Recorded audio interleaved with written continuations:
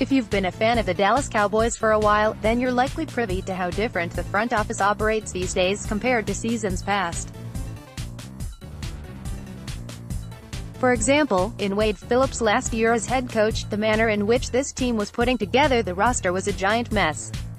They were hanging on to old guys way too long, handing out bad contracts, and trading away precious draft capital for that one player they absolutely had to have.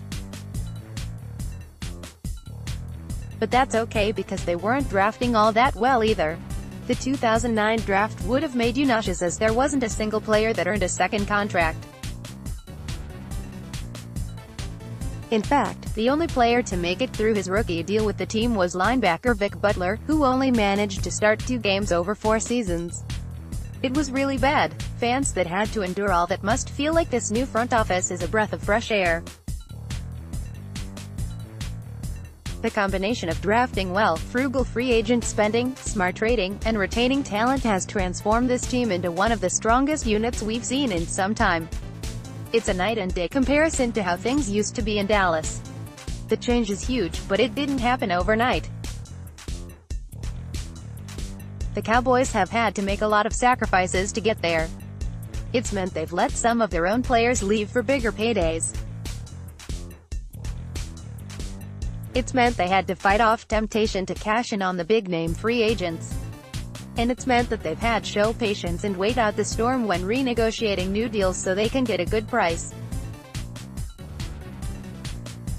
But in the end, both sides win.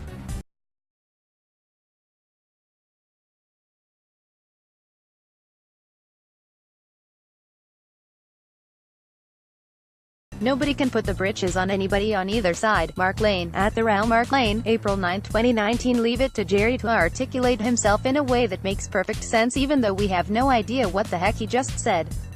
With the Lawrence contract situation all worked out, the team can now shift their attention to some of their other star players. Amari Cooper will get a second contract soon. The team traded away their 2019 first-round draft pick to get him and he's been everything they've asked for. He'll get paid.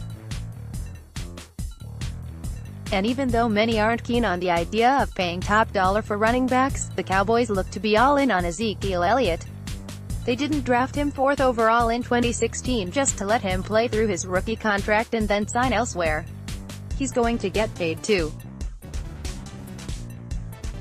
And then there's Dak Prescott.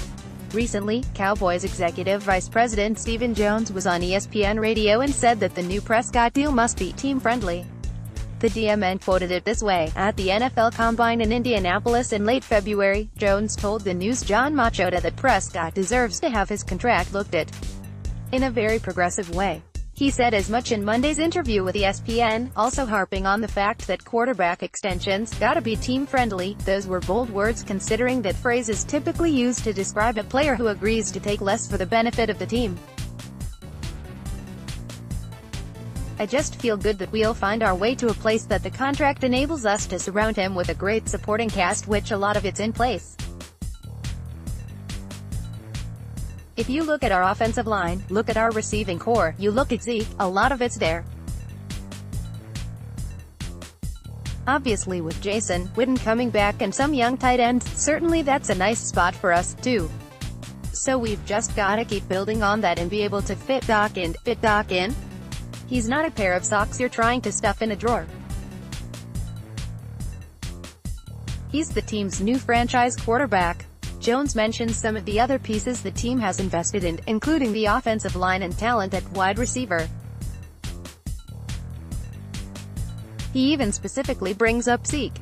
Jones is looking to pull off a deal that still allows the team the flexibility to afford other pieces as well. But then Jones switches gears a bit and sings a slightly different tune about Prescott. He certainly deserves to be paid fairly. He's a 4th-round pick out of Mississippi State, as we all know. He's never made a lot of money, per se, with his contract. Certainly deserves to be paid, and be paid fairly is team-friendly, and paid fairly mutually exclusive, or can they be one of the same? The Cowboys are very methodical in how they are building this team. They've been very transparent about how they go about it, and Jones reiterated it during Lawrence's new contract press conference. "We have a plan. We'll continue to chop wood and work hard to continue to keep this team together. Hats off to the organization. We've done a great job of drafting good football players. As you know, we like to pay our own and feel like that's the safest way to build a roster. We feel like we've put ourselves in a great place to draft well again in terms of filling our needs through free agency and being able to take the best player on the board. I feel like that's why we've had some real productive drafts over the last 8 to 10 years. Building through the draft and smart free agent spending has allowed the team to sign their stars to big deals. The Lawrence deal is done, but more are coming." Jones may say stuff like impasse or team-friendly, and while he may be speaking the truth as to how he sees it, the reality is, he gets it done. When a player doesn't get resigned, it's simply because they don't value him enough.